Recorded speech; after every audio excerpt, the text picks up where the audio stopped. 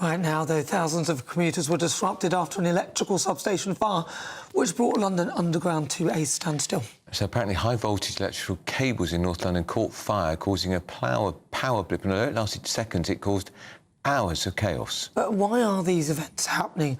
Well, joining us now in the studio, the director of Net Zero Watch, Andrew Montford. Andrew, what is going on? Some people are trying to equate it to what happened in Spain. Has it got nothing to do with that at all? It has essentially got nothing to do with Spain at all. Grids get faults all the time. The question is the fault contained in a relatively small area, or does it spread across the whole country and take your whole grid out? That's what happened in Spain.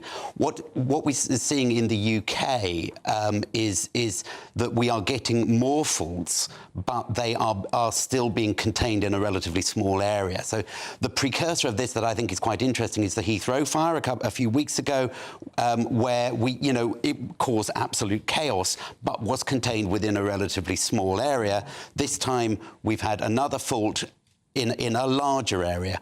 So it seems to me that we have a problem that our grid is quite fault prone.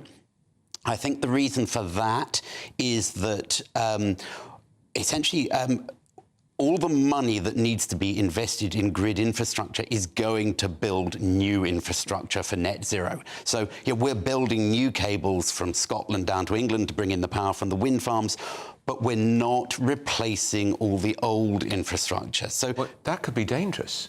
Yeah, absolutely. I think we are going to see a big problem in the next few decades, in that we have allowed all the transformers and all the wiring across what we have already to get very old. And essentially, that is going to put a new pressure on spending. And I think Mr. Miliband is going to have a problem here, because he wants to spend big money on extending the grid. But in fact, we need to look rather urgently at the existing grid. And we've had these fires, so flights were horribly disrupted, weren't they, at Heathrow? Yesterday, the tubes were a nightmare. I was caught up in the middle of it.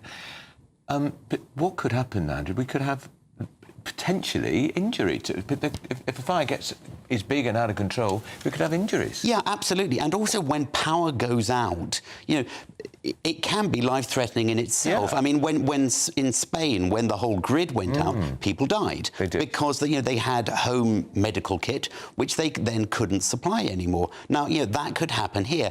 At the moment, our grid hasn't suffered, a complete blackout like they did in Spain. But if these faults go on happening, and we go on adding renewables to our grid, which will destabilise the grid, then perhaps we might have a blackout too, and then people will die as well. So, yeah, the whole direction of travel is really quite disturbing. And, I think, people will die eventually. But the actual issue was only for a very short space of time.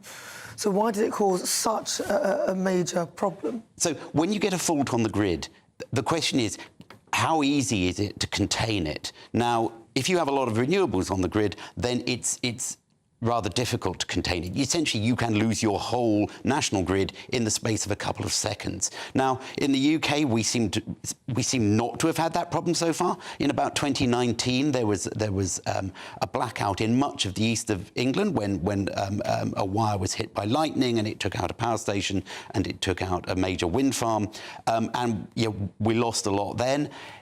That could happen again. It could be bigger again. We just don't know is the answer.